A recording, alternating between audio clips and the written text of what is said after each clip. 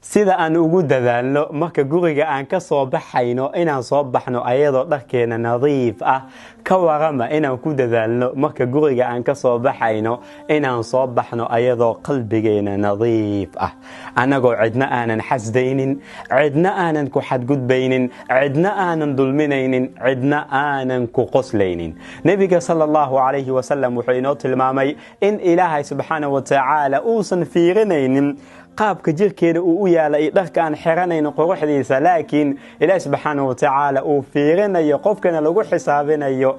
qalbigiisa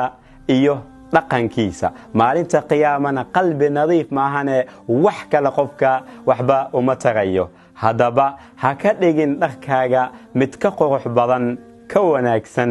qalbigaaga